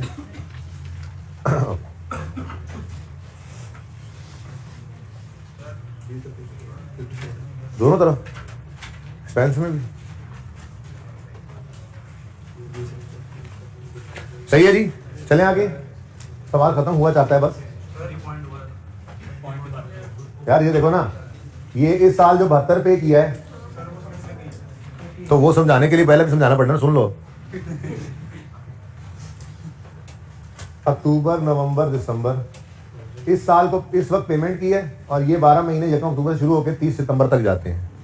अब जब तक ये अगली लाइन में नहीं पड़ी थी तो यही था, पहली बार इंश्योरेंस ली, मैंने कहा बस ठीक है, ओपनिंग कुछ नहीं, लेकिन वो कह रहा है पिछले साल का भी इंश्योरेंस प्रीमियम है 48 रुपए। इसका मतलब ये पॉलिसी हर साल ऐसे ही चलती आ रही है। तो पिछले साल भी यकम अक्टूबर 11 को भी उन्होंने 48 पे किया होगा साल का, इसमें 3 महीने एक्सपेंस आउट हो गए होंगे और 9 महीने पिछले साल के एंड पे क्लोजिंग प्रीपेड बने होने हैं। तो मैंने इस साल उसी को तो ओपनिंग प्रीपेड बनाया 48 डिवाइड बाय 12 इंटू 9, ठीक है ना। ये ओपनिंग प्रीपेड था और ये क्लोजिंग प्रीपेड। क्योंकि बेटा यार इंश्योरेंस की पॉलिसी सालाना ही होती है ना। अब नॉर्मल क्या है, देखो, insurance premium paid cover the period from this, the premium for previous year was 48। अब अगर सवाल कह रहा है कि ये सालाना प्रीमियम है और ये हमने जो इस साल पे किया वो ये साल कवर करता है, तो फिर नॉर्मल असम्पशन यही है कि हमारा साल प्रीमियम का यही है। अब खुद से और क्या अज्यूम कर सकते हैं, फिर आप वो कुछ और बता दो, वो कुछ और कवर कर रहा होगा साल, ऐसे तो नहीं हो सकता। ठीक है, इंश्योरेंस की पॉलिसी है ना, पॉलिसी उन्होंने बताई कि 72 पे किया है, अक्टूबर से 30 सितंबर तक का सफर जो है ये तय करेगा और पिछले साल का प्रीमियम इतना था, तो मतलब फिर पिछले साल भी नॉर्मल असम्पशन यही है कि यही रूटीन में चला आ रहा है। ठीक है,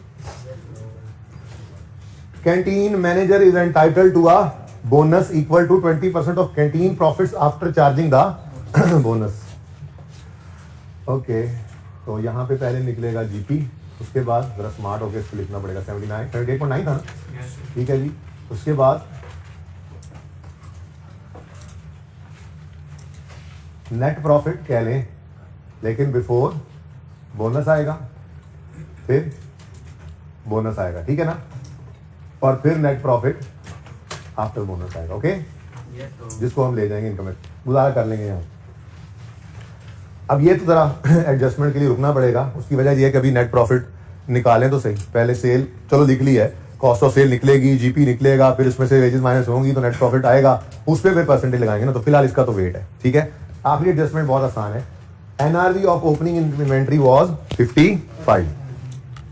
आपको पता है हम इन्वेंट्री को लोअर ऑफ कॉस्ट और एनआरवी पे लगते हैं, तो इसको 60 की बजाय काट के ऐसे ही काट के लिखोगे कितना, 50.2। ठीक है जी, सही है ना। चलो ये सवाल खत्म हो गया, ब्लू मार्कर में ले आओ। बस एक बोनस वाली एडजस्टमेंट रह गई है क्योंकि प्रॉफिट अभी ना निकला हुआ था। ठीक है, चलो भाई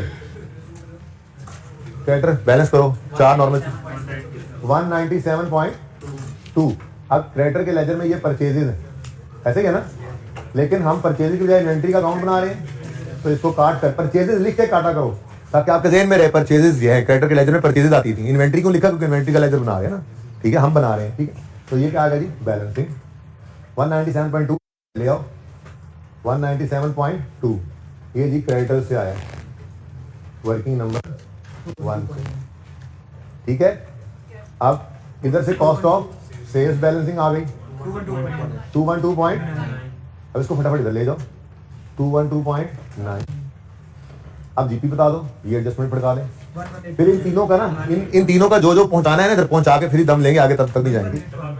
118.5 माइनस दिस 6। अच्छा, अब ये 39.6 है प्रॉफिट बिफोर बोनस। ठीक है, रिवीजन करनी हो तो वो रेक्टिफिकेशन के टॉपिक के अंदर मैंने जो टेस्ट के अंदर आपको रिवीजन कराई थी, तो मैंने एक सिंपल 2 एग्जांपल्स बनाई थी, ठीक है ना। फिर उसको मैंने कहा था इक्वेशन बना के सॉल्व कर सकते हो। फिर एंड पे जाके मैंने आपको कहा था देखो अगर तो यूं लिखा होता ना entitled to a bonus of equal 20% of profits before bonus, फिर तो आसान था, मैंने आपको कहा था। लेकिन अगर ऐसे आ जाए आफ्टर बोनस वाले प्रॉफिट की परसेंटेज दो तो कोई मसला नहीं है, आपने 100 plus bonus percentage divide by bonus percentage divide by 100 plus bonus percentage कर देना बस, ठीक है ना। यानी आपने 20% नहीं करना, बल्कि आपने 39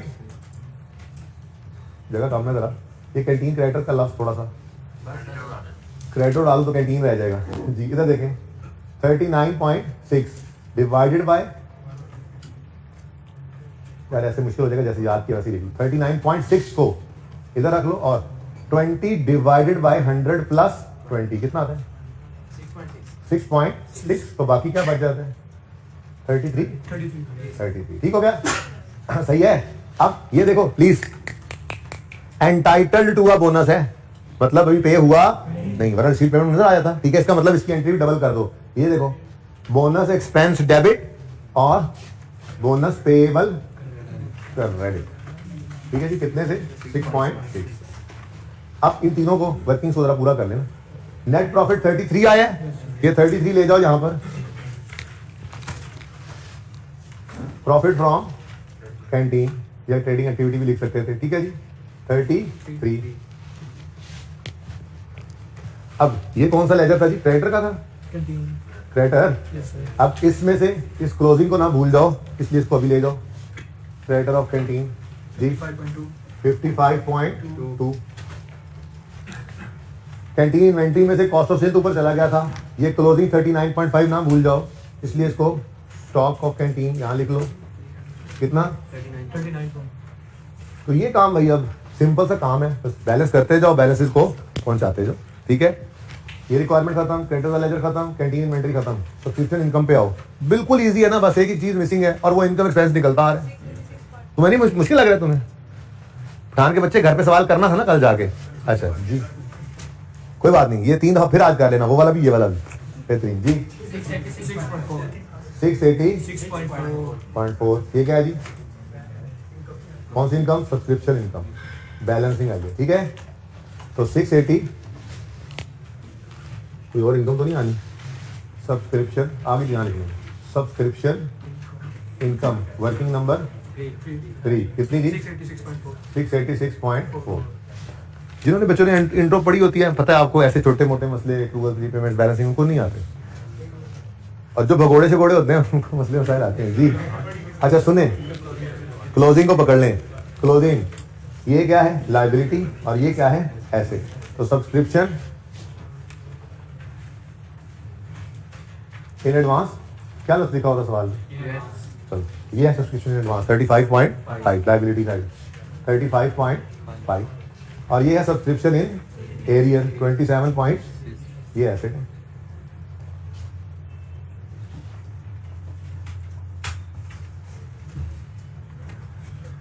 ठीक है जी, नेक्स्ट, ये खत्म कहानी इसकी भी। टेलीफोन एक्सपेंस में से एक्सपेंस की फिगर निकल आई, balancing 21.7। Telephone expense working number बता दो, कितना बताया जी? 21.7। ये देखो एक्सपेंस आ गया, और इसको बिल्कुल घर पहुंचाना है भाई। क्लोजिंग में पेएबल है, तो यहाँ लायबिलिटीज में टेलीफोन पेएबल। सवाल में गिवन था जी 5.9। कंपटीशन एक्सपेंस में से एक्सपेंस निकला 13. अब इसको डायरेक्ट एक्सपेंस में लेकर नहीं जाना, बल्कि नेट करना था, याद है? ये यहाँ पे जगह छोड़ी हुई 13. बस ये लिख दो कि ये 13.3 हमारा कौन सी वर्किंग से आया। ठीक है जी, बाद में नेट कर लेंगे एक ही बात, बाद में, टोटल बाद में। और ये क्लोजिंग पेएबल है, तो कंपटीशन एक्सपेंस पेएबल कितना भाई? 3.9। ठीक,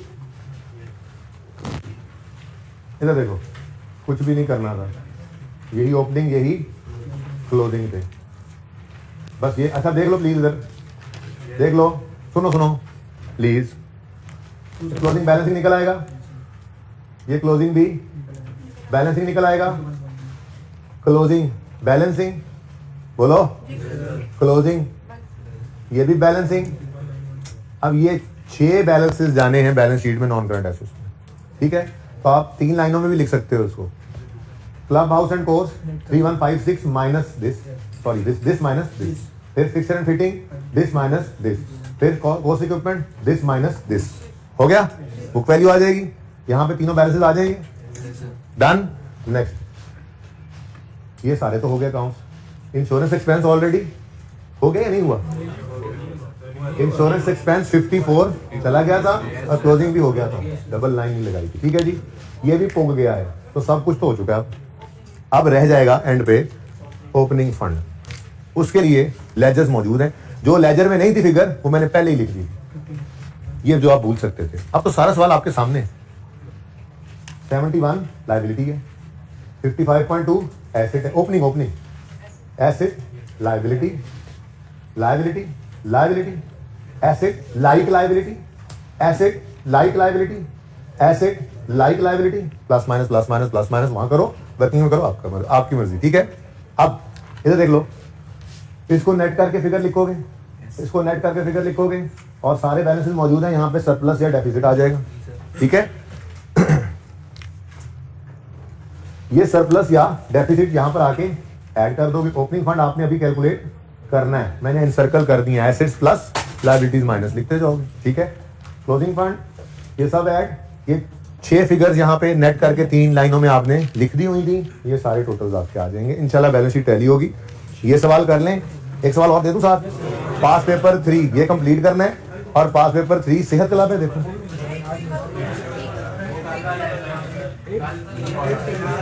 सेहत क्लब कौन सा है, देखो 4 है, सेहत क्लब 4 भी आपने करके आना है। अल्लाह हाफिज।